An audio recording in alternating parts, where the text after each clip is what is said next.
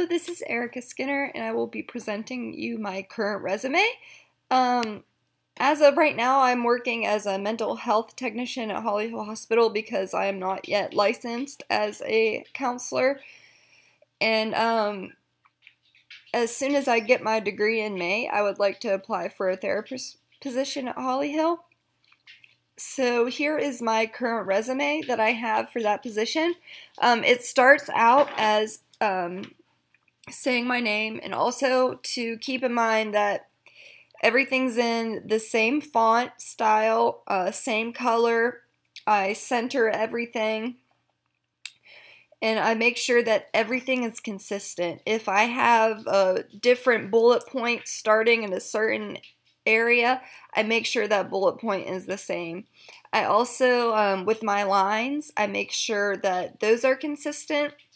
And I also make sure that if I have different criteria such as objective, education, and work-related experience, as well as professional affiliations, I have those all capitalized, and I make sure they are consistent. And I also make sure that if I have anything bold or italicized, that it's consistent as well. I think that looks more professional and more formal.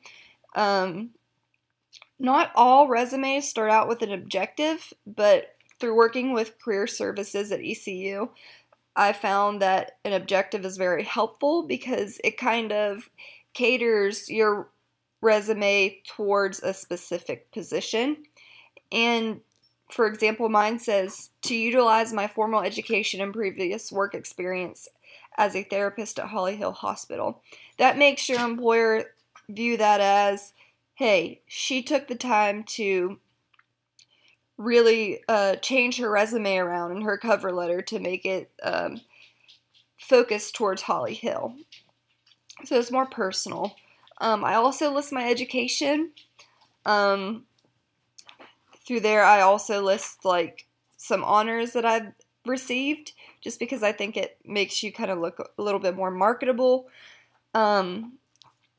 Through work-related experience, I try my best to not use like the same words. For example, I could have used like interacted quite a few times starting my sentences, but I didn't do that. I went up and I looked up different words in thesauruses to find a different word so it wasn't repetitive.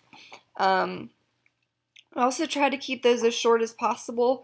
And if, for example, at one job I was doing the same thing as what I was doing in a different job that I listed in work-related experience, I didn't mention them twice. I kind of made sure that I could fit in as many skills as I have on one page, because I think one-page resume is the best looking one, and it shows that you can take all of this vast experience that you have and be able to shrink it into one thing that you can view. If that makes sense. I also listed some additional experiences under work-related experience because I didn't feel a need to go into full detail of it, but it shows that I do have a steady work history. And as well, I put in some professional affiliations down there, including my positions within those affiliations, just to make it look like, yes, I am involved. I'm not just working all the time and going to school. I'm capable of doing other things as well, and being a leader.